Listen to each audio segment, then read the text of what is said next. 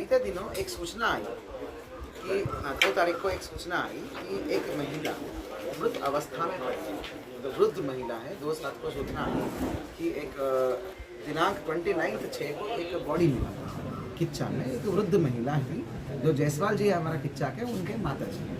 तो माता जी को पहले से ही दमे का बीमारी था, तो once early morning she was found dead. जो दमे की बीमारी था उस माता जी को she was found dead early morning, और उसके हाथ में वो था इन्हेलर था। तो कोई चोट नहीं है, कोई इंजुरी नहीं है, किसी प्रकार की डैमेज नहीं है बॉडी पे, कहीं पे सीन ऑफ क्राइम में कोई वायलेंस का कोई निशान भी नहीं था। मान तो लिया था कि ये तो संभवतः प्रथम दृष्टिया में कोई फाउल प्ले नहीं दिख रहा, संभवतः फर्स्ट प्ले। तो शाम तक इनको पता चल गया कि भाई ये जो है वहाँ पे गहने माता जी का मिसिंग है। तब इनको लगा कि कुछ तो कोई चोरी वोरी हो गया होगा। That is what their first image was. परंतु इन्होंने धीरे धीरे शक जताते रहे कि भाई हमें लगता है कि ये जो केयर टेकर हैं इन्हीं के द्वारा कुछ किया होगा। तो इस संशय के आधार पर इन्होंने अगले दिन तक तहरीर दिया था। 2 तारीख को तहरीर भी दे दिया। तो तब तक चीज़ें क्लियर भी हो गई कि काफ़ी CCTV CDR सब देखकर हमने भी एक वर्कआउट टाइप कर ही लिया था कि ये इनका रोल संदिग्ध है। तो इन्होंने भी साथ साथ में हमारे टीम के साथ जुड़े हुए काम कर रहे थे। ये पंचायतनामा की जो जांच की कार्रवाई है उसी दौरान ये भी सारे सबूतों को उपलब्ध करा रहे थे। आसपास की CCTV कैमरा देख रहे थे। 2 तारीख को इनके द्वारा तहरीर भी दिया गया है, जहाँ पर इन्होंने अंजलि और शिवम के ऊपर उन्होंने संदेह व्यक्त किया है। तत्काल हमने 302 का FIR भी पंजीकृत कर लिया गया। तब तक हमारा पोस्टमार्टम रिपोर्ट भी आ गई थी, वो भी फाउल प्ले को कंक्लूड कर लिया, बेसिकली उसको कंफर्म कर लिया। तो कहानी ये होता है कि जो इनके घर में एक मतलब बेसिकली जिन्होंने पाल के इनको बेटी की तरह रखा था, वो अंजलि, वो अपना बेटी मानती थी, वो माता जी का टेक केयर करते थे वो। लेकिन केवल घर की लड़की की तरह नहीं रहती थी। वो क्या करती थी, जब माता जी अकेली रहती थी, जल्दी से जाती थी, अपना जो कोई दूर का बुआ का लड़का के साथ उसका संबंध था तो वो उसको लेके आती थी। तो ये सारी चीज़ें करता था।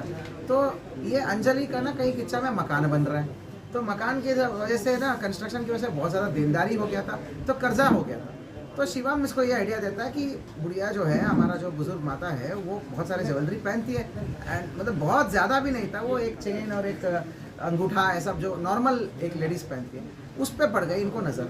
तो इन्होंने ये प्लान किया, जब बुढ़िया होती रहती है तो हम ये काम कर देंगे, उस औरत की कुछ ना कुछ करके उसको दबा के निपटा देंगे। तो इसी व्यवस्थित प्लान के तहत वो 29 की रात को यह करा इन्होंने। जब महिला आई तो पहले से दरवाज़ा बंद खोल के रखा था। शिवम भी आता है। जो महिला सो गई थी खाना खा के, तो उसके ऐसे ही निकालने का कोशिश किया। इन्होंने सब पूछताछ में ये बताया है कि इन्होंने पहले निकालने का कोशिश किया, बाद में जब महिला जग गई तो तत्काल जो एक पिलो लेके वहीं पर उसको स्मॉदरिंग करके इसका दम घुटा के मौत के घाट उठा दिया गया। उसके बाद जो है एक क्या बोलते हैं, चेन और अंगूठा और विभिन्न ज्वेलरी जो वहाँ पर परिसर में था, वो सबको लेके गायब करके ये वहीं रह गई। तो इस प्रकार की ये हरकतें करा इन्होंने।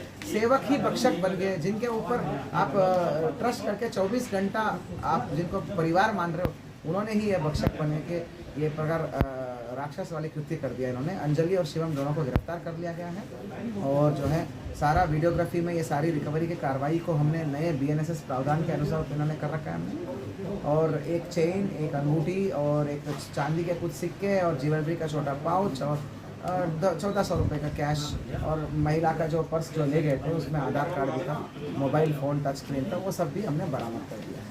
कुल मिला के परिवार वालों को मैं बहुत बहुत बधाई देना चाहूँगा कि शांत रहते हुए उनको जो जो डाउट आ रहा था वो पुलिस के साथ साझा करते रहे।